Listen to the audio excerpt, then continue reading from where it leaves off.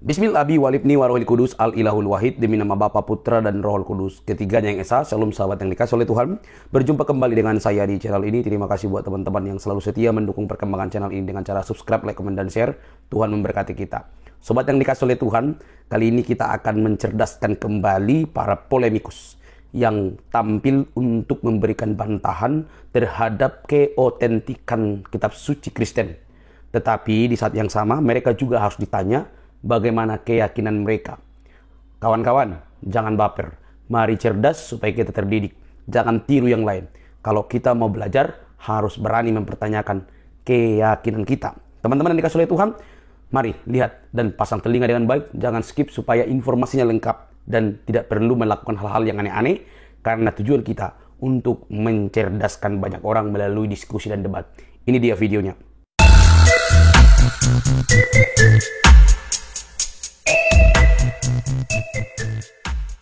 Mas Joseph, saya penasaran nih, kalau saya bertanya kembali tentang backgroundnya Mas Joseph, apakah akan dijawab sebelumnya? Cuman pasti akan dijawab deh, karena Mas Joseph kan tahu ya tentang etika dialektika yang baik seperti apa, juga paham retorika seperti apa, bahkan tahu ranah berbicara dan menjadi public speaker itu seperti apa. So I just want asking you, why gitu? Kenapa sih Mas Joseph kok ada di titik ini?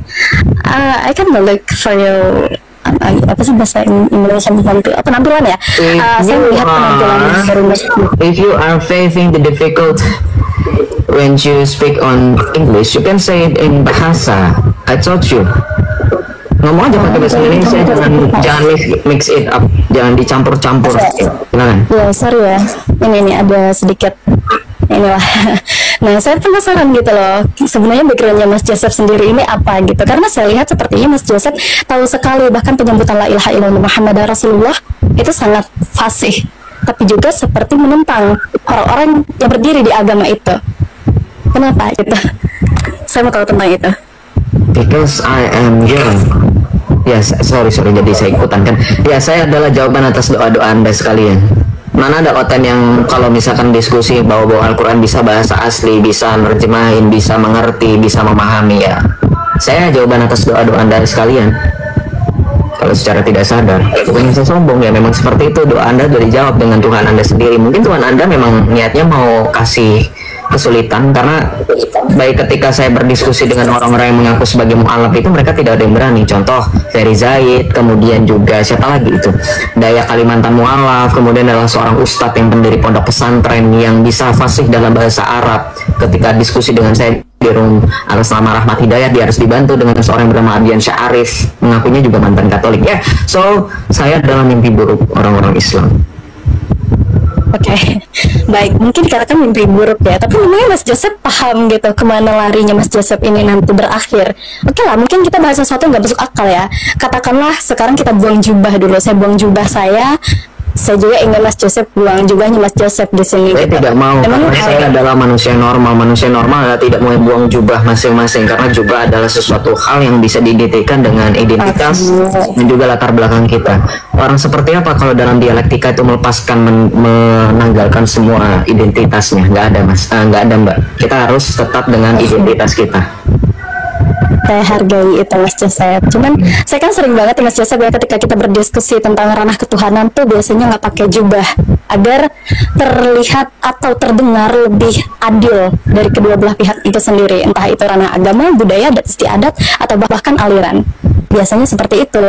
Makanya saya melihat dari segi logika gitu loh untuk Mas Joseph ini. Karena kan saya lihat Mas Joseph sepertinya sangat memiliki lah kredibilitas di sana ya. Makanya saya ingin tahu, tapi berhubung Mas Joseph sendiri menolak untuk melepas jubah, ya saya bisa apa gitu. Tapi bisa nggak sih Mas Joseph jelaskan ke saya kenapa gitu? Oke, saya jelaskan ya. Saya jelaskan juga alasan kenapa saya nolak. Satu, ketika beriman kita harus mempunyai dalil. Istadillah qabla an ta'taqid, kalau kata Syekh Shalih bin Utsaimin. Jika kamu meyakini sesuatu tanpa ada dalil, kamu sesat. Itu satu. Bahkan ulama-ulama itu mengatakan ketika kamu mengimani dan meyakini sesuatu, kamu harus pakai dalil. Ketika kamu justru memutar balikan atau bahkan berbicara hal kebalikan daripada ulama-ulamamu yang mengatakan bahwa ketika kamu beriman kamu harus punya dalil, makanya ada dalil akli, dalil nakli, betul? Malah kamu bilang copotin aja kita biar adil. I don't believe that you are truly Muslim. Karena Islam yang benar justru harus menggunakan dalil akli dan dalil nakli, dan tentunya ketika pun menggunakan akal harus sesuai dan sejalan dengan Al-Quran dan As-Sunnah. Masya Allah, Ukhti, I'm the one who reminds you. Harusnya selama Islam sih, tapi kenapa orang yang sudah murtad ya? Tapi nggak apa-apa. Seperti yang tadi saya bilang, I am your worst nightmare, karena saya akan membuktikan bahwa Islam itu bukanlah jalan yang benar. Hanya sebatas bayang-bayang dalam mencari Allah. Karena begini, saya kasih tahu kenapa alasannya saya tetap memutuskan dan apa yang meyakinkan saya. Yang meyakinkan saya adalah adanya authority, adanya otoritas dan kebenaran. Otoritas dan kebenaran itu penting nggak? Penting. Nggak bisa hanya kebenaran saja. Kebenaran tanpa otoritas adalah kebenaran yang semu dan kebenaran yang relatif. Apa itu kebenaran relatif? Artinya masih ada kemungkinan possibility yang tidak pernah selesai dan tidak pernah ada jalan keluarnya. Itu kenapa kebenaran harus punya otoritas. Kebenaran yang berotoritas itulah yang nantinya akan diterima dan diyakini oleh semua orang, sehingga orang bisa mengatakan saya berada di keselamatan dan kebenaran yang penuh. Itulah yang gereja Katolik ajarkan melalui perkataan para kudus, termasuk kudus yang kami kenal bernama Santo Cyprianus dari Kartago, yang mengatakan extra ecclesiam nulla salus, di luar gereja Katolik tidak ada keselamatan. Kenapa bisa mengatakan seperti itu? Karena tadi kebenaran yang punya otoritas. Saya kasih contoh. Ketika berbicara mengenai kebenaran yang tidak punya otoritas, saya kasih ke contoh yang frontal adalah Islam. Kenapa? Lah, Islam bilang mereka punya kebenaran, silahkan klaim, nggak apa-apa. Semua orang mengklaim paling benar, itu sangat bagus. Berarti dia pede, ya. Berarti dia adalah orang yang baik gitu. Karena kan kebenaran selalu diidentikan dengan kebaikan. Gitu, walaupun ya benar itu belum tentu baik sih, tapi nggak apa-apa lah, anggap itu kan. Nah, ketika berbicara mengenai kebenaran dalam Islam, kebenaran dalam Islam ini tidak punya otoritas. Kita buktikan dengan bagaimana ketika dalam Al-Quran Allah itu berfirman dalam surah Al-Maidah ayat 3, ya, ayatnya itu bermula dengan mengatakan hurrimat alaikum, ya, diharamkan bagimu, dan seterusnya itu ya, diharamkan bagimu darah, bangkai. Nah, nanti di ayat yang sama Tuhanmu itu akan berfirman, pada hari ini telah kusempurnakan bagimu agamamu. Good job, gak apa-apa, saya hargai itu, Tuhanmu telah berfirman. Oke, saya terima, karena itu ada dalilnya, surah Al-Maidah ayat 3. Kemudian di ayat yang lain, di surah yang lain, Tuhanmu juga berfirman, inna dina indallahil Islam, sesungguhnya agama yang diridhoi di sisi Allah adalah Islam. Good, gak apa-apa. Jadi agama yang sempurna dan agama yang diridhoi di sisi Allahmu adalah Islam. Oke, saya terima. Tapi ya, at the same moment, atau kalau kita bilang, kalau saya boleh bilang, on the other hand, ya, di momen yang sama tetapi di orang yang berbeda, di kesempatan yang berbeda, nabimu itu mengatakan orang Nasrani terpecah menjadi 71 golongan, orang Yahudi terpecah, kebalik, orang Nasrani terpecah menjadi 71 golongan, orang Yahudi terpecah menjadi 72 golongan, dan umatku terpecah menjadi 73 golongan. Saya tegaskan selagi saya highlight lagi, Nabi Mu mengatakan Islam terpecah menjadi 73 golongan. Allah berfirman, Islam telah disempurnakan. Pada hari ini telah kusempurnakan bagimu agamamu. We both know, everyone know, ya, semua orang sudah tahu yang namanya definisi sempurna adalah satu kesatuan utuh, tidak terpecah-pecah. Baik. Nah, ketika Nabi mengatakan Islam terpecah menjadi 73 golongan, terbukti sekarang Islam dengan adanya golongan-golongan yang saling mengklaim dirinya paling benar, tetapi karena tidak punya otoritas sampai dengan detik ini, semua orang dibikin bingung mana golongan yang benar. Orang-orang Sunni mereka mengatakan adalah benar-benar Ahlus Sunnah wal Jamaah, ya, dengan pengikutnya Imam Abdul Hasan Al-Asy'ari yang baru mengumumkakan dan menancapkan tonggak kandungan teologinya di abad ke-9. Perhatikan loh Mbak, abad 9 teologi Islam itu Ahlus Sunnah wal Jamaah Asy'ariyah yang Anda ikuti mungkin, dan orang Indonesia sebagian besar dunia mengikuti, itu baru ada abad 9. Kemudian nanti di abad 11 muncul seorang yang disamakan dengan reformator dalam Islam. Siapa? Ibnu Taimiyah, yang dikatakan Syekhul Islam. Ibnu Taimiyah, abad 11.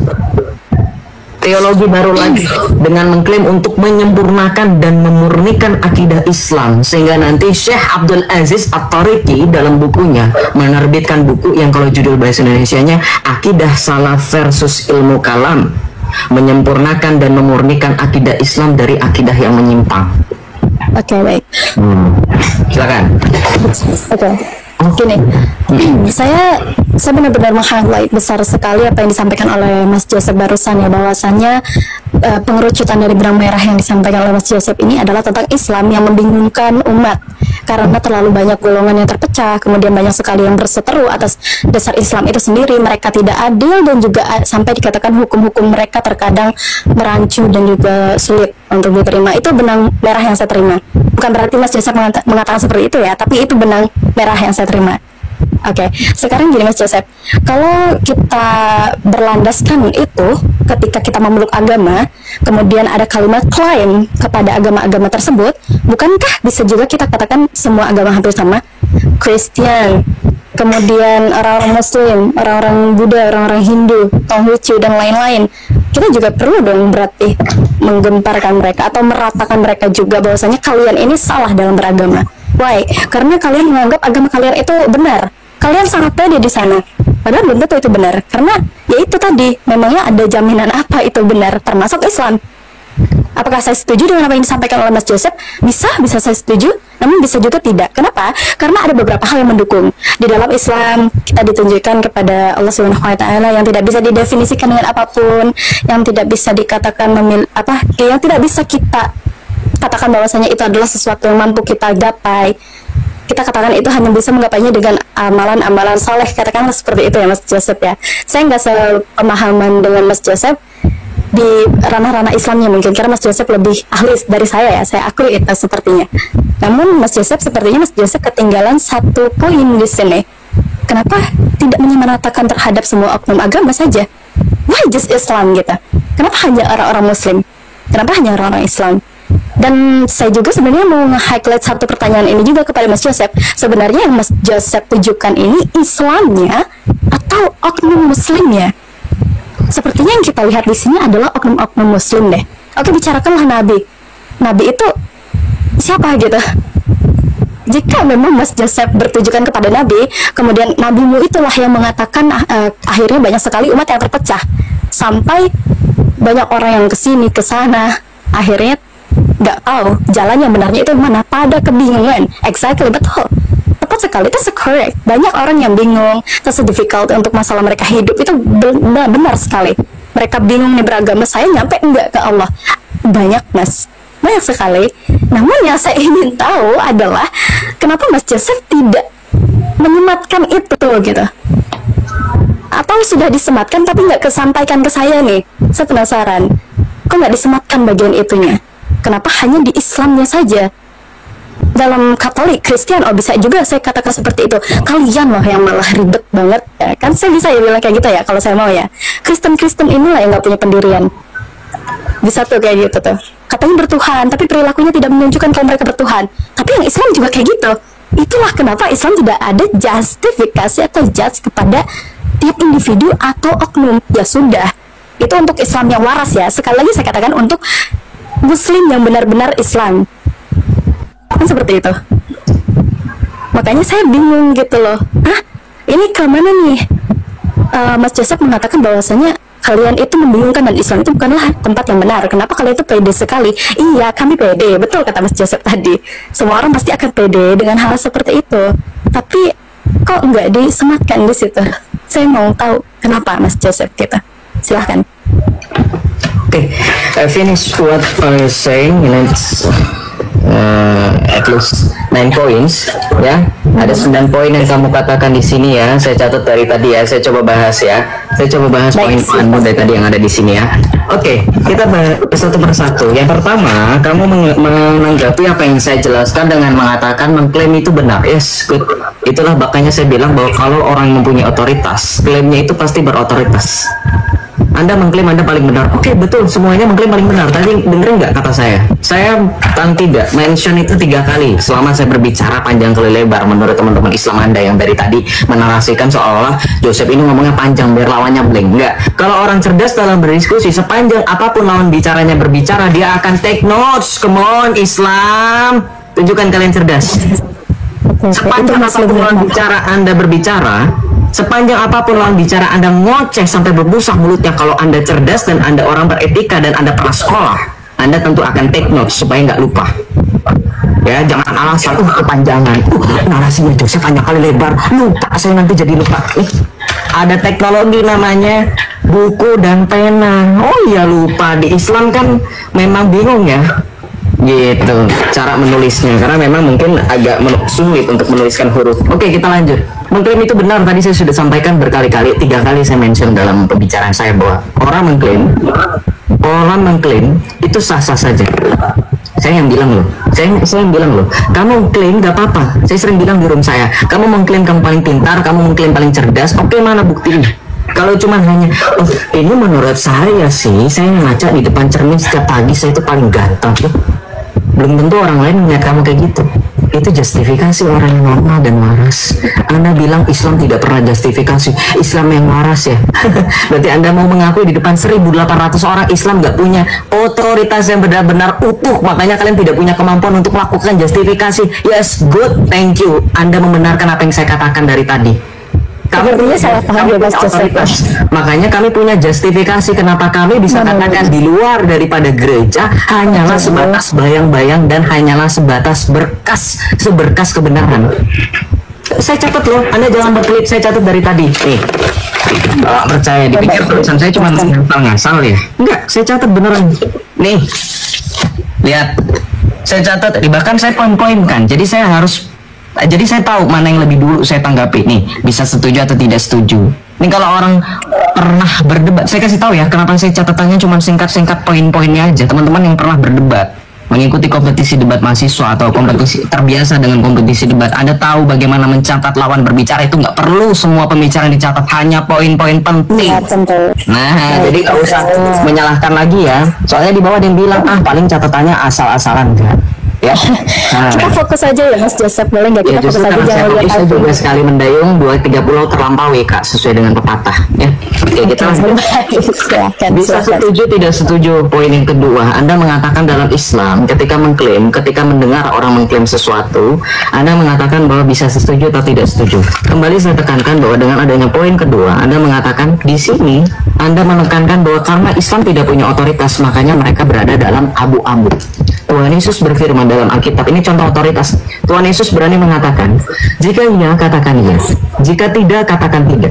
Apa yang lebih daripada itu berasal dari si jahat. Anda menjelaskan dalam poin kedua yang saya catat, ketika orang Islam berhadapan dengan orang yang mengklaim ajarannya benar, Anda bisa setuju atau bisa tidak. Berarti Anda tidak punya otoritas. Ini semakin memperkuat lagi argumentasi saya. Terima kasih. Ketiga, Anda menarasikan bahwa dalam Islam Allah tidak bisa digapai hanya dengan amalan-amalan soleh saja. Mungkin saya tidak sebantas dan tidak sebagus ilmu Islamnya. Saya akui Mas Joseph ahli dalam hal ini. Terima kasih atas komplimennya, saya tidak butuh itu. Yang saya butuhkan dan saya fokuskan adalah Anda menarasikan Allah Anda tidak bisa digapai. Yakin?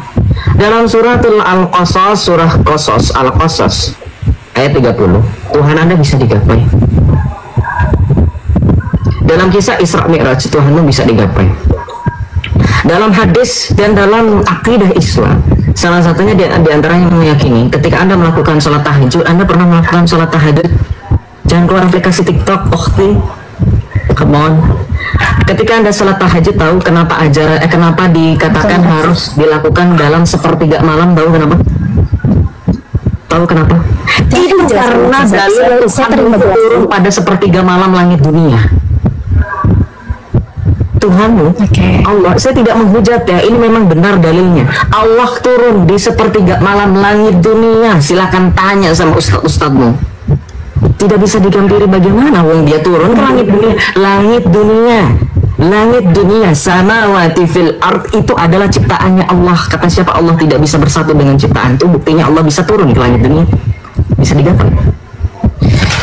Poin yang keempat, ya, kenapa tidak menyamaratakan selain Islam? Kenapa hanya membahas Islam di sini?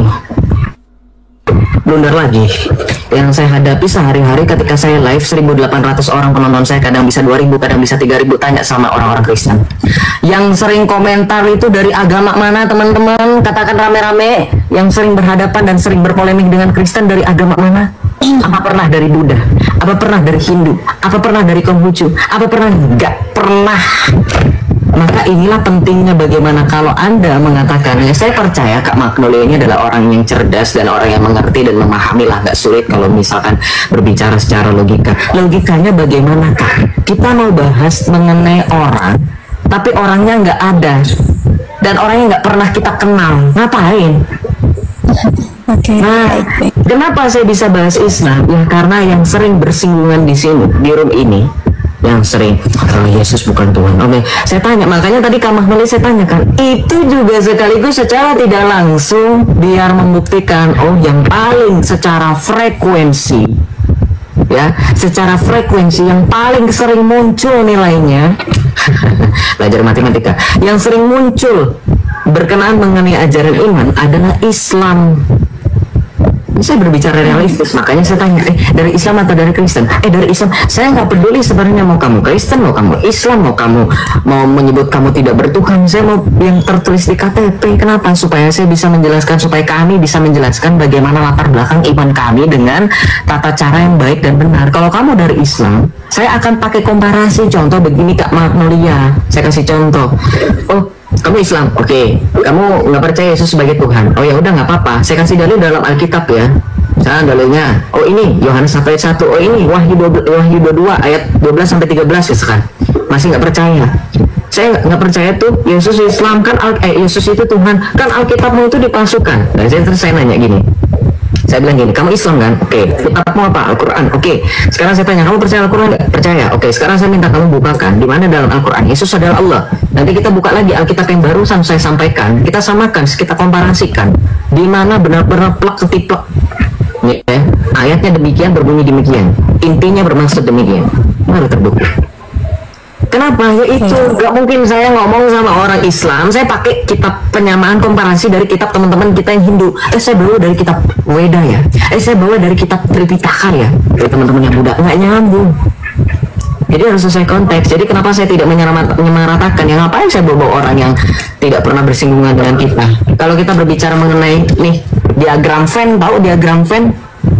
Orang matematika tahu ya, orang yang berilmu tahu diagram Venn. Contoh, saya gambar begini, lingkaran-lingkaran nih yang tengah-tengah. Lanjut poin yang berikutnya biar nggak berlama-lama. Salah. Oke. Lanjut aja. Iya, saya lagi baca ini tadi saya lupa poin. Oh, poin ke-6, Islam atau oknum Islam. Ya, kenapa bawa Islam dan oknum Islam? Islam dan oknumnya itu kan beragama Islam. Kita nggak bisa bilang oknum kalau memang sudah jelas identitas dan juga sudah jelas ajarannya seperti apa dan secara bangga dan proud mereka mengakui bahwa diri mereka Islam. Ya nggak mungkin saya bilang ketika mereka saya Islam kemudian kamu Kristen, kamu Hindu, kamu ya bukan. Makanya saya sering bilang Islam ya karena mereka mengaku sebagai mereka Islam, gitu. Sama kayak mereka nyebut saya Kristen, nyebut saya Joseph itu Kristen ini ya karena saya Kristen nggak apa-apa, sah-sah aja. Kecuali kalau misalkan saya dibilang Hindu baru saya akan marah. Orang saya Kristen nggak apa-apa gitu ya. Jadi itu sebenarnya out of context tapi nggak apa-apa, saya coba bahas dan breakdown kenapa saya sebut-sebut Islam karena dia agamanya Islam gitu dan ajarannya Islam. Kemudian kamu bilang contohnya Nabi, ya betul, dalam surah Al-Ahzab ayat 56 kalau saya tidak salah itu kan dibunyi laqad kana lakum fi Rasulillahi uswatun hasanatun liman kana yarjullaha. Artinya apa? Sungguh telah ada pada dirimu Rasulullah suri teladannya nyata. Makanya dalam Islam ketika Anda berbicara role model, semua orang Islam akan sepakat role model mereka adalah Nabi, betul? Muhammad, betul? Sallallahu alaihi wasallam. Nah, ketika dikatakan saya bilang, kamu kayak Muhammad ya, role modelmu ya Muhammad karena memang Al-Quran mengatakan suri tauladan yang nyata bagi kamu, kan gitu. Kalau kamu nyebut sama orang Yahudi surat tauladan mereka siapa? Moses, Musa mungkin dengan hukum Taurat kan gitu, hukum Taurat mereka. Orang Kristen suri tauladannya siapa? Yesus, sokok guru kita. Ini nggak masalah gitu. There's no problem with that. Hanya saja ketika berdiskusi dalam ranah diskusi, makanya perhatikan etika dan tata cara diskusi. Saya sudah bilang tadi Kak, nggak tahu Kak Magnolia nyimak atau nggak pas di awal. Saya bilang setiap orang punya branding, ya self branding, ya sama kayak produk-produk mereka punya branding ya. Produk kecantikan A sama B itu beda, brandnya apa yang membedakan brand awareness nih sama. Setiap orang juga punya self branding. Saya punya self branding ketika berbicara dan berdiskusi. Anda harus memastikan ketika beriman kita mengikuti ajaran siapa. Kan teman-teman sepakat, teman-teman yang punya logika dan akal yang berjalan itu, akal yang sehat itu, Anda mau mengimani sesuatu yang Anda imani sendiri dan juga Anda membuktikan iman itu bukan dari warisan atau katanya-katanya. Lah kalau saya beriman sendiri, kebetulan sumbernya sampai kepada Tuhan Yesus. Makanya kalau Anda bilang, wah Joseph ini ajaran Yesus, ya memang ajaran Yesus. Karena apa yang diajarkan para rasul itu adalah ajaran Yesus. Matius 28 ayat 19 sampai 20. Pergilah dan jadikanlah semua bangsa muridku dan baptislah mereka dalam nama Bapa dan Putra dan Roh Kudus. Ajarlah segala sesuatu yang telah kuperintahkan kepada kamu. Makanya ajaran saya, sekalipun dapatnya dari para rasul, 2 Tesalonika 2:15 itu sumbernya dari Tuhan Yesus sendiri, karena Tuhan Yesus yang memerintahkan ajarlah segala sesuatu yang telah kuperintahkan kepadamu. Makanya sumber saya langsung Yesus Kristus gitu. Ya sesuai dengan role model lah, saya bilang tadi sesuai dengan Islam ya, dalam surah Al-Ahzab laqad kana lakum fi Rasulillah uswatun hasanah dan seterusnya itu. Ya kemudian kamu bilang mengatakan Islam terpecah, kamu sampai bilang exactly, banyak memang orang yang bingung. Saya setuju dengan hal itu ya.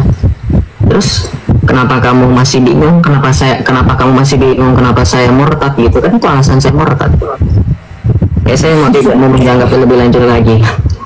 Oke, kamu masih melakukan pengulangan di poin ke-8 dan poin ke-9 tentang menyamaratakan ya, saya sudah. Kemudian kamu bilang, saya bisa bilang, orang Islam bisa bilang Kristen itu yang ribet gitu ya, sehingga kamu menutup closing statement kamu yang kamu mungkin masih ingat, kamu bilang Islam tidak ada justifikasi yang tadi saya mention di awal ya. Justru karena itu Islam tidak ada justifikasi, makanya imannya tidak membawa kebenaran yang utuh dan penuh. Kalau orang punya justifikasi, orang bisa menentukan. Makanya begini, kalau Anda bilang Kristen itu ribet hanya karena dasar dari kacamata Anda, kalau saya kan tadi kamu juga aku ya, bukan saya yang minta validasi ya, bukan saya kemudian sombong ya, tapi karena kamu ngomong di depan 1.800 orang barusan dan saya catat itu bahwa kamu mengakui bahwa saya lebih ahli Islam daripada kamu. Justru karena itu saya mau highlight ketika saya bisa berdiri. Maaf, interupsi Mas Joseph, permisi, saya bukan bilang Mas Joseph ahli lebih Islam, maksud saya adalah pemahaman Mas Joseph tentang Islam lebih daripada saya, itu yang saya katakan. Iya, saya baru mau ngomong lagi sebentar ya. Jadi ketika Anda bilang saya berdiskusi dengan Anda dan Anda akui saya lebih daripada Anda memahami Islam ya, dan Anda berdiri di dua kaki ya, saya berdiri di dua kaki ya, anggap saya berdiri dua sisi di mana saya memahami bagaimana Islam dan saya memahami bagaimana Kristen. Oke, di Islam ada pemahaman yang sebenarnya usuluddin dan furu ya, usul dan furu dibagi menjadi dua. Oke, Ustadz kalian ketika berdiskusi dengan saya dan berkaitan dengan syariat, dengan apapun itu yang dengan berkaitan dengan ibadah, oh ini furu, ini usul, ini furu, ini usul, saya bilang nonsense. Anda membela cara usul dan furu, dua-duanya sama, masih perdiskusian. Itu yang disebut dengan ikhtilaf atau perbedaan di antara kalangan ulama atau ustadz kalian. Mau tahu? Beli buku di Gramedia, judul bukunya cari Adab Ikhtilaf Para Ulama, itu terbitan dari Pustaka Al-Kausar tuh. Gue sampai sekarang masih hafal tuh. Walaupun saya nggak beli ya, karena menurut saya nggak penting. Ngapain baca buku yang udah jelas-jelas isinya membahas tentang perbedaan?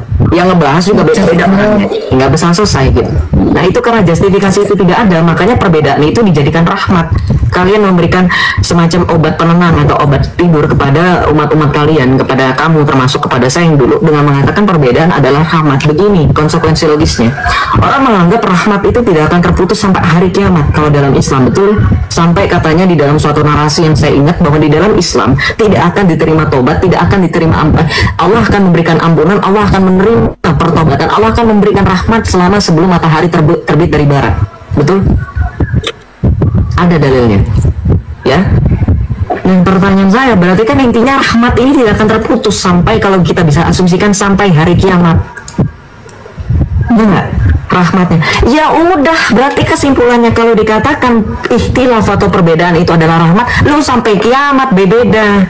Begitu konsekuensi logisnya. Itu yang saya langsung stuck dengan ustadz saya. Ustadz bilang perbedaan dalam Islam atau ikhtilaf itu adalah rahmat. Orang beriman, apalagi kalau kamu mengklaim adalah agama samawi, saya juga diajarkan kedatangan Tuhan Yesus yang kedua kalinya adalah untuk menghakimi, sehingga nanti tidak ada orang bilang saya belum bertobat, itu sudah telat, kan begitu, artinya rahmat ya. Ketika berbicara mengenai rahmat, kita semua sepakat rahmat Tuhan tidak akan terputus sampai hari akhir atau akhir zaman. Sekarang Islam dikatakan punya perbedaan, ya perbedaannya sampai akhir kiamat, gak bakalan bisa selesai, gak bakalan ada jalan keluarnya sampai hari kiamat.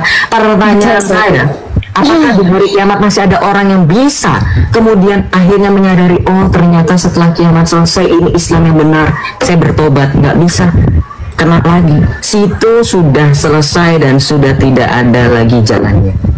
Ya, seperti itu. Nanti kalau misalkan mau bertanya saya itu dapat referensi dari mana? Saya dapat referensi itu dari ini. Islam yang ini belum seberapa. Saya nggak mungkin bawa semuanya di sini. Pegal berat nih buku-buku Islam. Nggak tahu kelihatan apa nggak? Sebel ini. Apa yang dari tadi saya narasikan ya. Begitu. Silahkan ditanggapi mungkin kalau ada tanggapan. Kalau dibilang ada tanggapan Mas Joseph, cuman Ya, silakan. ya itu tadi saya itu menanggapi seperti apa pun yang dibawakan oleh Mas Joseph, celah yang dibawakan dari, maaf ya, perlu saya katakan red hearing itu akan ada Mas Joseph. Pasti Mas Joseph tahu lah tentang poin dari 33 logical fallacy, pasti tahu. Saya rasa Mas Joseph tahu tentang hal itu. Dan saya merasakan kita melakukan red hearing tadi. Entah saya saja atau Mas Joseph juga. We never know. Cuman gini Mas Joseph. Oke, saya terima dengan penjelasan Mas Joseph tadi terkait dengan Islam ini tidak memiliki ketentuan lah kata poinnya ya, karena tidak ada justifikasi di situ. Saya jadinya berpikir seperti ini Mas Joseph, kalau seperti itu kenapa tidak dimayoritaskan saja dulu gitu. Oke lah, di perhitungan dari internasional Kristen itu mayoritas, katakan seperti itu. Islam mayoritasnya kan di Indo doang nih, katakan seperti itu dulu ya Mas Joseph ya. Tapi kenapa itu hanya ini ya, menjadi benturan untuk kedua belah agama ya? Agama yang paling saling berseteru kita perlu akui adalah Kristen dan Islam kan, itu fakta. Tapi kenapa di situ yang dijadikan sebagai alat pukul Islam? Kenapa nggak Kristen aja gitu? Kenapa gitu? Maksudnya kenapa nggak kalian aja nih para Kristen sekalian ya? Saya udah nggak bisa bicara dengan retorika lagi Mas Joseph. Jadi lebih baik kayak gini, lebih jelas dan menurut saya kan lebih enak gitu nyampainya. Kenapa nggak dijadikan alat pukul aja Kristennya gitu? Kenapa harus Islam menjadi alat pukul? Kalau kalian mengatakan bahwasanya dalam Islam itu kalian yang mengakui orang-orang yang mengatakan bahwasanya Islam itu kemana-mana, nggak jelas, bahkan bisa dikatakan kalian itu agama yang tidak ramah, katakan seperti itu ya. Kemudian ada juga orang-orang yang kadang bernarasi bahwasanya Islam itu adalah ajaran sesat, Tuhan yang nggak jelas. Tapi tadi dibantah oleh Mas Joseph sendiri bahwasanya Allah kalian itu turun gitu.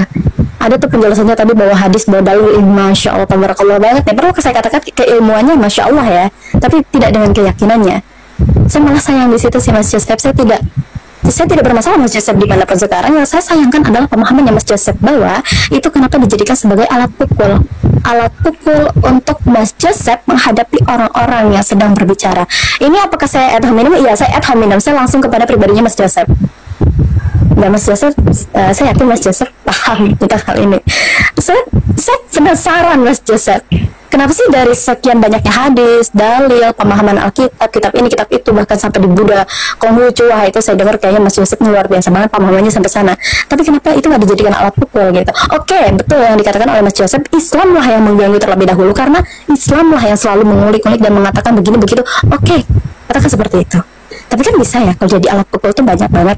Ini Mas Joseph, contoh deh, ada gendang buat azan nih, nggak ada pemukulnya, kita bisa pukul pakai gelas, pakai apapun itu yang ujungnya tumpul, maka bunyinya akan sama. Apakah itu menjadi sebuah kerancuan gitu untuk orang-orang yang mendengarkannya? I don't know. Kan seperti itu. Sama halnya dengan agama dan juga keyakinan yang dibawa oleh Mas Joseph tadi. Di dalam Islam kalian katakan bahwasanya, di dalam Islam menurut Mas Joseph itu adalah rancu, kemudian Allahnya turun, la ilaha illallah Muhammadar Rasulullah, itu akhirnya turun ketika salat sepertiga malam. Itu jelas ada hadis dan dalilnya. Oh iya benar, betul Mas Joseph. Tapi yang saya maksudkan di sini adalah manifestasi dari Allah itu sendiri. Saya bisa berani mengatakan bahwasanya Yesus Kristus, oke, saya perlembutlah, Tuhan Yesus Kristus menurut Kristen memiliki implementasinya apa? Bentuk manusia, yaitu Nabi Isa. Dikatakan seperti itu ya, manusia memiliki rambut, memiliki tangan, memiliki kaki, memiliki alat kelamin, mohon maaf sekali perlu saya katakan, dan juga tingginya seperkian itu dilihat, diperhitungkan, bahkan ada penjelasannya. Tapi kenapa itu nggak dilihat juga gitu oleh Mas Joseph, yang saya rasa logikanya lumayan banget menurut saya ya. Bukan lumayan lah, tapi bagus. Kalau Mas Joseph mengatakan kita seperti ini, tadi saya sedikit ulang ya, Mas Joseph bilang gini, Islam kalian itu kenapa nggak ada yang pinter Islam, bisanya ngeklaim dong tapi nggak ada isinya. Nah, tapi saya tidak seperti itu Mas Joseph. Saya sebagai Islam dengan bangga saya katakan Mas Joseph ini memiliki retorika dan juga pemikiran yang lumayan bagus. Sorry, bukan memvalidasi Mas Joseph, bukan juga menjilat ya, tapi ini bentuk dari kedewasaan saya sebagai seorang Muslim yang beragama Islam. Oke, kalau Mas Joseph bilang tadi bahwasanya Islam itu nggak punya pendirian karena berantakan, dan itulah alasan saya murtad. Saya rasa bukan itu alasan Mas Joseph murtad. Kalau saya bilang pakai ucapan ya, Mas Joseph coba deh direnungi lagi. Oh, saya yakin sih Mas Joseph pasti udah ngerenungin itu.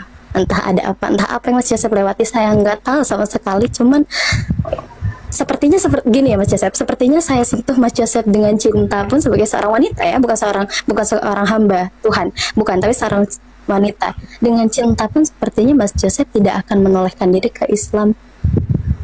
Just a testing, maksudnya just a question. Kok saya jadi rusak sih gramarnya, maaf. Just a question, why gitu. Kenapa yang dijadikan alat pukul itu Islam, Mas Joseph? Islam, pemahaman Islamnya Mas Joseph yang dijadikan alat pukul. Itu aja sih Mas Joseph. Untuk tanggapan-tanggapan Mas Joseph yang tadi terkait apa yang saya bawakan, itu malah menunjukkan bahwasanya Mas Joseph itu masih mencari celah. Letak Islam ini tidak benar. Itu yang saya lihat. Benar-benar murni dari saya ya Mas Joseph ya. Saya melihat itu dari Mas Joseph. Silahkan kalau masih ada yang mau ditanggapi. Terus banyak ketika saya berhadapan dengan orang seperti Anda yang tadi Anda sempat menyebutkan red herring, dan Anda sempat mention ada 30 macam logical fallacy ya, dan saya juga nggak tahu kenapa Anda tiba-tiba bring it up gitu, padahal yang dari tadi red herring dan juga logical fallacy termasuk Anda juga akui Anda ad hominem ya, padahal dari tadi saya hanya fokus pada substansi dan argumentasi. Saya juga meragukan karena Anda juga off cam, jadi saya nggak tahu Anda catat poin-poin saya atau enggak. Ada beberapa poin yang justru saya bisa buktikan di sisi saya akan buktikan justru Anda yang banyak salah paham dan Anda tidak mendengar dan menyimak secara seksama tentang apa yang saya jelaskan. Beginilah makanya ketika di poin akhir yang saya catat, ketika teman-teman tadi melihat di layar, ketika saya sudah enough, saya langsung begini. Mau nyatat apa lagi? Poin-poinnya sama, puter-muter gitu. Jadi saya sempat melakukan tadi analisa, ngapain ya gue nyatat hal yang sama. Oke, di poin terakhir kamu bilang, inilah bentuk saya dalam kedewasaan dalam Islam, karena Anda tadi Kak Magnolia bilang bahwa saya itu sempat bilang karena nggak punya pendirian dalam Islam. Ya memang, ini buktinya. Anda tidak punya pendirian, makanya Anda tidak bisa membantah apapun dan juga justru Anda malah repetitif ya, muter-muter. Pertama, poin mana yang muter-muter nanti saya akan bacakan satu persatu ya, dari 11 poin sebenarnya. Tadi satu poin sudah dibicarakan, berarti tinggal sisa 10 poin. Sorry, saya ulangi, berarti tinggal sisa 9 poin karena 2 poin tadi sudah saya bacakan tentang logical fallacy. Dan tiba-tiba Anda mention ini ada 33 logical fallacy, ada red herring. Kita melakukan red herring, entah itu saya atau Anda yang tadi saya sempat Anda mention di awal mula, Anda membalas dan juga refute ya. Walaupun tidak refute sama sekali, tapi nggak apa-apa, biarkan itu publik yang menilai Anda refute saya atau tidak. Kemudian yang kedua, poin yang kedua, oke, saya terima penjelasan ya bahwa Islam tidak punya ketentuan. Hello, my point is bukan tidak punya ketentuan, tidak punya otoritas. Ya, ketentuan banyak di Islam, banyak ketentuan ini, ketentuan tentang makan, ketentuan tentang cebok, ketentuan itu kan ketentuan, aturan, ketentuan. Ya, jadi jangan manipulatif, don't gaslighting, don't manipulative, don't red herring ya. Jadi jangan bawa-bawa saya, don't bring me up lah pokoknya. Ya, karena saya nggak melakukan red herring. Saya sudah catat, saya sudah bilang. Ketika Anda dari tadi menjelaskan, saya sudah catat. Saya sudah terbiasa. Anda mungkin baru ketemu dengan orang seperti saya bisa sombong untuk hal ini karena saya itu tipikal orang yang kalau saya mendengarkan orang berbicara dan kita dalam konteks untuk bantah-membantah, saya paling suka. Ya, karena saya orangnya suka debat. Ya, itu yang dibenci oleh orang tua saya. Makanya mereka angkat tangan, raise their hands ketika mereka mendatangkan ustadz alim ulama. Karena saya orangnya suka debat. Makanya saya bisa melalang buana untuk menjadi murtad. Ya, karena saya suka debat. Makanya dalam etika berdebat atau berdiskusi, bahkan berdebat lah ya kita sebutnya ini, kita catat gitu poin-poin lawan bicara. Kayak saya tadi bilang di awal, kalau orang sudah terbiasa debat, dia pasti akan catat poin-poin pentingnya, tapi dia akan ingat apa yang dibicarakan ya. Itu sisi yang perlu saya banggakan ketika berbicara dengan orang-orang yang tidak memahami dan perlu dijelaskan 2 kali berulang-ulang. Kemudian yang ketiga, tadi kan saya sudah bilang ya, yang kedua itu kamu bilang bahwa di Islam tidak ada ketentuan. Kamu salah. Ya, saya tidak bilang di Islam tidak ada ketentuan. Di Islam ada ketentuan tapi tidak punya otoritas. Makanya ketentuan yang Anda buat itu berantakan, kacau. Di Islam itu kan orang-orang pada buat ketentuan, misalkan gini, saya kasih contoh ya. Kemarin kan kamu baru merayakan ulang tahunnya Muhammad. Maulid ya. Saya bilang ulang tahun ya karena Maulid itu bahasa Arab untuk ulang tahun. Ya. Oh enggak ya, saya enggak merayakan itu sedikit. Iya, itu dia. Justru Anda terima kasih. Saya tidak perlu kasih contoh lain. Anda sudah dipilih. Itu ketentuan. Itu ketentuan ulamamu mengadakan Maulid. Anda tahu nggak? Yang mengadakan Maulid itu nggak cuma orang Indonesia, orang India merayakan. Di Madinah kemarin, ya, di Madinah kemarin itu orang-orang merayakan Maulid ditegur langsung di dalam Haramain. Tahu Haramain nggak? Di dalam area masjid. Ya, nih, saya dapat kiriman video dari teman saya. Bentar, saya kalau ngomong itu nggak tanggung-tanggung, saya pasti pakai data. Inilah yang mungkin teman-teman suka tunggu-tunggu. Iya. Saya terima kok data apapun dari Mas Joseph. Iya, makanya walaupun apapun itu ya saya nggak mau hanya sekedar bilang-bilang klaim saja. Saya harus orangnya biasa membuktikan. Gitu. Bentar ya. Saya cari WhatsApp dulu teman saya, mana nih WhatsAppnya?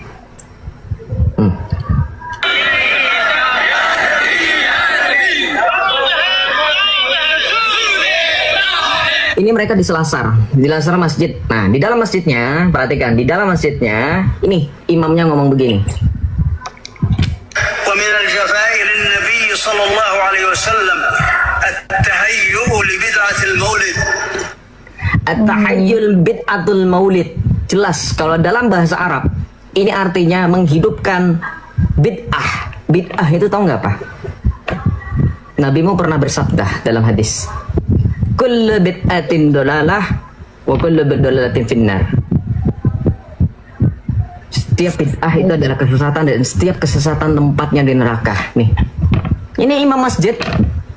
Ini langsung dari Masjidil Haram. Orang-orang di luar di Selasar pada bilang, ya Nabi, ya Maulid, ya Nabi. Di dalam masjid namanya lain. Jadi artinya apa? Betul, tidak ada pendirian. Tadi Anda juga udah membuktikan kok. Saya tidak merayakan itu. Berarti ada yang merayakan, ada yang tidak merayakan, ada yang abu-abu. Itu dia, tidak punya otoritas. Makanya kemudian tidak satu dalam pengajaran. Kalau dalam pengakuan iman rasuli jelas dikatakan pengakuan iman rasuli ya, syahadat saya, syahadat iman yang benar. Aku percayakan gereja yang satu, kudus, katolik, dan apostolik. Ketika dikatakan yang satu, itu satu pengajaran. Maka sesuai dengan Efesus 4 ketika dikatakan satu baptisan, satu iman, satu Tuhan. Itu. Makanya Tuhan Yesus mengendaki supaya murid-muridnya menjadi satu. Inilah yang kekristenan hadapi. Sekalipun saya tidak pernah memungkiri bahwa memang di dalam Kristen juga ada aliran. Gitu. Cuman yang jadi perbedaan, di kami ada otoritas. Saya bukannya sombong sekali lagi. Contoh otoritas apa? Ya, bagaimana ada gereja Katolik, ada gereja Protestan, ada gereja Ortodoks. Nanti dari gereja Protestan ada lagi denominasinya, dari gereja Ortodoks ada Ortodoks Oriental, ada Ortodoks Timur, dan seterusnya. Mereka semua akan bersatu dengan pangkuan gereja yang satu, kudus, Katolik, dan apostolik. Gitu.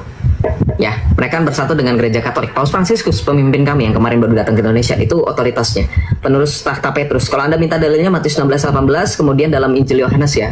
Yohanes 20 ketika Tuhan Yesus meminta Rasul Petrus untuk menggembalakan domba, dan ketika Tuhan Yesus berfirman agar kita menjadi satu kawanan dan satu gembala.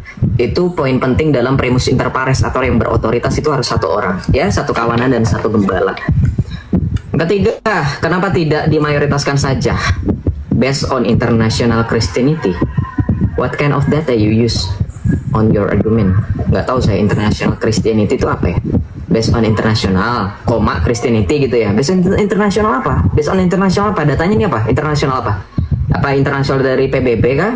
Atau dari sensus penduduk yang dilakukan oleh lembaga dunia? Apa ini harus jelas nih. Internasional apa? Anda hanya bilang based on international Christianity is majority bla bla bla bla bla. Ya, internasional apa? Datanya dari mana? Gitu. Saya minta datanya, walaupun memang kita tidak dapat mengkiri, memang betul Kristen faktanya adalah mayoritas. Tapi kalau dalam ranah diskusi, karena Anda yang mengklaim, Anda harus buktikan bukti referensi yang jelas. Gitu ya, nggak apa-apa kalau misalnya nggak ada ya udah, berarti ya udah anggap aja ini omong biasa lah. Gitu. Nah, kamu bilang bahwa dari yang kamu bicarakan bahwa mayoritas itu Kristen based on international bla bla bla, kemudian kamu sambungkan dengan agama yang paling berseteru adalah Islam dan Kristen. Kenapa yang dijadikan alat pukulnya kenapa bukan Kristen? I don't understand. I totally understand di mana kamu mengulangi, repetitif kamu jelaskan ada alat pukul. What kind of this? Ini analogi apa? Alat pukulnya apa maksudnya? Sama Kristen gitu? Nggak, sama Kristen sudah selesai gitu. Sama Kristen itu nggak ada lagi jadikan sama-sama alat pukul. Ini saya bingung kok. Kenapa yang dijadikan alat pukul bukan Kristen saja? Kenapa Islam? Kan gini loh, ketika kamu menarasikan agama yang paling berseteru Islam dan Kristen aja, itu menurut saya sudah agak ngaco, karena memang faktanya kamu juga sudah tahu jawabannya, yang sering mengusik itu Islam ya. Dan memang ketika berdiskusi dengan Islam itu kan memang yang faktanya membahas tentang Yesus itu adalah Islam. Hindu, Buddha tidak bahas ya, karena di kitab mereka nggak ada sebutan Yesus, nggak kenal mereka. Kalau dibilang kenal Yesus nggak ya, kalau merujuk kepada kitab suci mereka nggak kenal kayaknya gitu. Karena memang kan secara fakta sejarah memang kita harus akui memang ajaran mereka sudah ada gitu. Jadi kalau berseteru sama mereka juga bingung, mereka belum mengenal Yesus gitu ya, bingung juga. Jadi narasi ini saya anggap zong ya, saya nggak tahu poinnya mau dibawa kemana nih, alat pukul apa. Kalau dibilang dibicarakan soal berdiskusi ya memang Islam, karena ya paling Judaism. Kalau Anda mau bawa selain Islam dan Kristen paling Judaism, Yahudi. Tapi kalau Yahudi Anda juga bisa, nanti saya rekomendasikan untuk nonton Benjamin Besomer ya gitu. Kenapa Islam ya? Nanti kamu harus tahu bahwa Islam itu akan mengutip ajaran-ajaran yang telah dikutuk oleh gereja. Ketika Anda menyebut tadi mention bahwa di dalam Kristen ya, ini saya langsung nyambut ke dalam 9 poin ke-7, sorry, bukan poin ke-9 ya, poin ke-5 malah, bukan poin ke-7. Nih banyak banget memang omongan Anda, makanya saya catat 11 poin, berarti sisa 4 poin lagi ya. Ini poin ke-5. Masya Allah, tabrak Allah, jangan ditabrak ya. Tabarakallah, harusnya yang jelas pronunciation-nya biar orang nggak salah. Tabarakallah, sepertinya saya mengatakan tabarakallah, tapi Tabarakallah. kalau memang Tadi tadi Anda ada bilang tabarakallah, nanti saya akan tabarakallah ya, baik Mas Joseph, memperhatikan juga saya katakan, silahkan. Betul, Masya Allah dan tabarakallah ya, jadi jangan disatukan tabrak itu, karena ada tabarakallah itu ada baknya, itu jelas bahwa Allah turun ya, berarti itu membantah Islam sesat loh. Saya nggak sama sekali membantah Islam sesat gitu, dan juga Anda sekali lagi yang ini red herring gitu, membantah Islam sesat dengan mengatakan Masya Allah tabarakallah. Mas Joseph tadi dibawa dalil-dalil bahwa Islam itu bahwa dalam Islam itu Allah turun di sepertiga malam gitu kan, karena Tuhannya nggak jelas dikatakan seperti itu. Anda bilang seperti itu ya, saya catat poin ini. Gitu. Baik, silakan dilanjutkan. Nah, saya bilang seperti ini ya, justru ketika Anda mengatakan Allah itu turun dan iman Anda meyakini Allah itu turun, ya Allah Anda itu seperti makhluk. Karena kan dibilang, kalau Anda tadi ini masih ada sih poinnya, kalau Anda masih denial juga kayaknya wallahu alam bisawab deh. Anda mengatakan bahwa di Islam Allah itu tidak bisa digapai, tidak bisa dijelaskan hanya melalui amal soleh ya. Saya bantah dong, saya bilang di Islam Allah bisa digapai kok, buktinya Allah turun ke sepertiga malam, Allah turun di langit dunia pada sepertiga malam, gitu. Saya bantah dong. Nah, terus kenapa malah Anda malah Masya Allah tabarakallah? Harusnya Anda mempertahankan loh Joseph. Nih saya kasih tahu cara membantahnya ya, supaya nggak kemana-mana, supaya nggak zong. Sebentar. Ketika Anda mendengarkan saya bawa dalil Allah turun di sepertiga malam langit dunia untuk membantah ketika Anda mengatakan Allah tidak bisa digapai, Anda bilang begini, jangan saya ajarin dari Islam cara diskusi. Anda bilang gini, Joseph, yang turun pada sepertiga malam langit dunia adalah rahmat, bukan Allahnya yang turun. Saya ajarkan seperti itu. Kok malah ketawa? Yang menjawab seperti itu adalah ustadz ahlus sunnah. Itu jawaban ustadzmu. Iya, jawaban ustadzmu adalah meyakini bahwa yang turun di sepertiga malam langit dunia itu adalah rahmatnya Allah, bukan Allah. Nih saya ajarkan. Baru kita bisa diskusinya tektokan. Baru itu akan memanjang pada poin di mana Allah turun sepertiga malam langit dunia. Nanti saya bantah lagi dengan apa? Loh, kata ustadz yang lain seperti Ustadz Khalid Basalama, Ustadz Firanda, ya, dan mereka memahami pemahaman dari Ibnu Taimiyah atau Salafi. Mereka benar-benar meyakini bahwa itulah Allah yang turun. Gitu. Ya. Itulah Allah yang turun. Saya bisa bantah lagi, nanti Anda bantah lagi. Jadi itu tektokan. Jadi bukannya malah Masya Allah tabarakallah, itu justru saya sedang merefute Anda punya anggapan Allah tidak bisa digapai ya. Coba berucap istighfar, jangan Masya Allah tabarakallah ya, harusnya istighfar. Sebentar Mas Joseph. Ketika Anda berbicara 11 poin, saya dengarkan sampai selesai loh, saya tidak potong sama sekali. Saya juga biasanya nggak potong Mas berdiskusi? Joseph, tapi ini ada sedikit kerancuan Mas Joseph. Kalau Anda bilang saya rancu, Anda bisa berjamin nggak Anda mencatat poin-poin yang saya bicarakan sama seperti saya catat poin-poin yang Anda bicarakan? Silakan Anda on cam. Buktikan kepada kita semua. Anda bisa on cam? Kalau untuk Ya. on cam, saya kayaknya belum bisa ya Mas Joseph. Udah Maaf bisa, sekali. jangan bohong. Saya sebagai host bisa mengundang orang yang bisa on cam. Silakan on cam. Anda tampilkan. Anda catat gak dari tadi saya ngomong panjang kali lebar? Nih, saya catat loh. Saya hargai loh. Makanya saya bilang Anda punya. Saya catat Anda punya 11 poin ketika Anda berbicara. Jangan alasan. Saya tadi sudah nyindir. Kalau Anda mau diskusi, Baik. pencet. Kalau Anda mau diskusi dengan orang, penjelasannya panjang kali lebar, sepanjang apapun, seberbusa apapun mulut dia berbicara, Anda akan sebagai orang cerdas, Anda orang terpelajar, Anda catat poin-poinnya. Ini dari tadi saya catat. Anda catat gak? Ketika Anda menuduh saya rancu, ya silakan. Saya punya catatannya kok. Dan ini direkam live-nya. Kalau Anda tidak percaya, saya akan berikan live ini rekaman. Saya sudah seperti ini, saya nggak main-main loh. Saya memorize apa yang kamu katakan, saya ingat. Ya, silakan on cam. Anda catat nggak pembicaraan saya? Silakan. Sebentar, Mas Joseph, mohon maaf. Jangan sebentar, Kalau silakan untuk kita on cam, buktikan bagaimana diskusi dengan yang baik. dengan tegas Mas Joseph. Kalau untuk on cam saya menolak sekali Mas Joseph.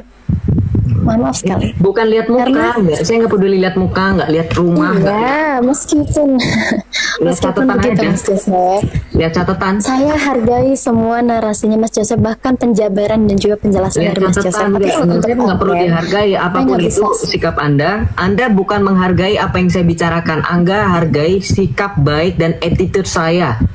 Anda dari tadi mau memotong, sementara teman-teman di sini 2000 orang menyaksikan, sudah 2 putaran kita berbicara masing-masing dan ini giliran saya. Ketika Anda giliran Anda, saya dengarkan sampai selesai. Seboring apapun itu, seenggak jelas apapun itu, sezong apapun itu, saya dengarkan sampai selesai. Silahkan buktikan di mana saya memotong pembicaraan Anda seperti Anda yang tadi mau potong pembicaraan saya. Ketika Anda bilang pembicaraan saya rancu, simpan itu di akhir. Buktikan di mana poin-poin saya rancu, di bagian mana. Sama seperti saya berani point out di poin nomor berapa Anda itu rancu. Itu bukti kalau orang diskusi dengan mengandalkan tidak hanya otak dan akal logika, tapi juga etika yang dibarengi dengan hati. Paham? Anda pernah kuliah atau paling nggak sekolah deh. Guru Anda ketika menjelaskan panjang kali lebar disuruh nyatet nggak? Tanpa disuruh nyatet pun, orang yang punya etika, murid yang punya etika ketika gurunya menjelaskan, dia mencatat. Itu dalam pendidikan, Mbak. Dan kita menunjukkan di sini adalah kita orang-orang berpendidikan, bukan? Kita bukan orang yang mungkin, mohon maaf, tidak memahami diskusi dengan baik. Diskusi hanya modal congor, ya. Bahkan saya yakin orang-orang di pasar pun ketika mereka kita bisa nilai mereka hanya omong kosong, hanya debat nggak jelas, debat kusir, Anda bilang seperti itu, mereka juga pakai data, ya. Negosiasi itu kan pakai data. Nego dengan penjual cabai. Oh, ini cabai di sana lebih murah tuh, harganya 15.000, kok di sini 30.000. Buktinya mana ya? Itu tanya aja. Jadi event serendah apapun di mata kita, semuanya itu pakai data. Dari tadi saya bandingkan diskusi sistem atau red hearing seperti yang tadi Anda prolog Anda, pembukaan Anda bilang ke saya. Saya catat di poin pertama Anda bilang tiba-tiba, saya nggak tahu ya antara saya dengan Anda itu yang red hearing siapa. Tapi Mas Joseph tahu kan, logical fallacy itu dari 33. Oke, gue red hearing di poin yang mana? Di bagian yang mana? Oke. Ya, ini belum Masih selesai, dilanjut, masih ada 4 poin lagi. Baik, Kalau Anda silakan. potong juga jadinya, saya juga nggak tahu, mau lanjutin juga males. Anda juga nggak mau nunjukin Anda catat omongan saya atau enggak. Menurut Anda saya nggak penting ya? Ya udah. Kalau gitu nggak perlu disampaikan aja ya sih Mas Joseph kalau seperti itu. Betul, itu dia. Good, thank you. Thank you for nothing ya. Ya. Thank you for nothing. Itu tahu, akhirnya sadar diri, nggak usah disampaikan ya Joseph. Udah, thank you for nothing. Ya, iya dong. Lah percuma saya ngomong panjang kali lebar. Nih, gue nyatet loh 2 lembar ini buku catatan gue nih. Gue nyatet 2 lembar begini, gue nyatet 2 lembar begini. Nggak ada harganya. Kamu Baik teman-teman yang dikasih oleh Tuhan, kita sudah mendengarkan dari awal hingga akhir. Terpujilah nama Tuhan kalau diberikan hikmat dan pengertian kepada setiap apologetik Kristen untuk menyampaikan fakta dari kebenaran. Saudaraku, yang terpenting dari sebuah pelayanan adalah Injil diberitakan. Orang yang menyalahpahami tentang Kristus itu sudah terjadi dari sejak dahulu. orang yang tidak suka terhadap Kristus udah terjadi sejak dahulu. Bahkan orang yang ingin menyesatkan kitab suci Kristen itu pun sudah terjadi sejak dahulu. Apa yang belum pernah terjadi? Tetapi apakah kebenaran Alkitab itu langsung menjadi pudar? Kita ngamuk? Enggak. Semua dapat ditangani dengan baik. Semua dapat dilawan dengan argumentasi yang hebat. Ya, yang hebat. Maka dari sejak dahulu Allah sudah mengatakan di dalam Kristus Yesus akan ada penolakan terhadap Kristus kepada murid-muridnya dan kepada kitab sucinya. Jadi itu berjalan secara langsung, simultan. Mengapa? Karena ketika kita percaya kepada Yesus, kita mempercayai kitab suci, dan di saat yang sama kita juga akan menghadapi penolakan dan dibantah, teman-teman. Oke, kalau kita mendengar dari diskusi tadi, teman-teman, ya memang kita harus akui tidak perlu baper, tidak perlu marah, panas. Kita harus akui kita berbeda. Titik. Kita berbeda. Berbeda justru bagus. Tetapi berbeda dengan dewasa jauh lebih bagus. Tapi kalau kita berbeda lalu saling melakukan hal yang aneh-aneh, justru tidak dewasa. Nah, kita harus akui kita berbeda. Karena perbedaan itulah kita bisa saling mengajar. Kita saling mengingatkan. Kita saling menolong dan mengajar orang lain. Nah, teman-teman, sekalipun disebut agama samawi, tetapi kita tetap berbeda. Ada kesamaan nama di dalam penulisan atau nama yang dituliskan dalam kitab suci yang berbeda agama, tetapi kisah-kisah itu pun bisa berbeda. Contoh yang sangat sederhana adalah kisah Adam. Itu pun berbeda. Ya, tidak perlu saya panjang lebar bicara, coba searching bagaimana kisah Adam di dalam Kristen dan juga di dalam keyakinan lain. Pasti berbeda. Kehidupan, keselamatan, doktrinal, cara ibadah dan lain sebagainya berbeda. Tetapi yang ditekankan dari semua itu adalah bagaimana kita mengimani keyakinan kita itu dengan baik, tetapi tidak merugikan orang lain. Nah, kita berbeda berarti dibuka ruang untuk saling memahami. Nah, teman-teman yang dikasih oleh Tuhan, Alkitab yang kami percaya sekalipun dituduh macam-macam, dia akan tetap berdiri kokoh. Kebenaran itu kalau sudah sesuai dengan fakta sejarah, dia pasti tak terbantahkan. Ingat itu. Karena kitab suci orang Kristen, Injil itu bukan bentuk buku yang dituliskan, tetapi pribadi Kristus datang ke dunia, manusia, firman menjadi manusia, maka sulit dibantah, sulit dibengkokkan, karena yang datang itu manusia, firman menjadi manusia. Jadi tidak mungkin, sulit itu untuk dibengkokkan, teman-teman. Terkecuali halusinasi gitu loh. Oh, aku melihat Tuhan, aku melihat ini, ya bisa dipoles, bisa diubah. Tapi kalau pribadi Yesus yang datang, wadah, cukup sudah. Tetapi kenapa kita memiliki kitab suci? Nah, itu para saksi mata yang hidup bahkan bersama-sama dengan Tuhan Yesus. Bedakan itu. Mereka yang melihat bersama-sama dengan Yesus, mereka mencatat dengan baik bagaimana kisah itu dan kehidupan Yesus, maka terjadilah kitab suci bentuk buku. Dan dibukukan, dikanonkan, dan itulah yang dipercaya orang Kristen. Kesaksian itu real, tidak bisa diubah. Termasuk mulai dari kelahiran dan siapa yang mengkhianati Yesus dan juga kematian Yesus bangkit. Itu real. Kalau ada pun yang menyalahpahami, biasa saja. Tidak perlu panas. Dan Injil itu yang memerdekakan umat manusia, kawan-kawan. Injil itu yang memenangkan manusia, membebaskan manusia dari dosa. Oke? Jadi, dari diskusi ini teman-teman kita lihat, kita hanya ingin mencerdaskan. Jadi kalau ada pun pertanyaan-pertanyaan seputar, karena ini diskusi lintas agama dan debat, wajar dong kalau bertanya tentang keyakinannya, agamanya, tanpa perlu baper. Dan puji Tuhan, tidak perlu baper memang. Oke teman-teman, kalau teman-teman kepanasan, yang mudah panas, skip saja ya. Tapi kalau bagi teman-teman yang mau cerdas, bersama-sama cerdas, mari kita terus dikuatkan. Injil, kebenaran itu memerdekakan setiap orang dari kebutaan dan kegelapan. Tuhan memberkati kita. Jangan lupa untuk mendukung dengan cara subscribe, like, komen, dan share. Sampai ketemu di video selanjutnya.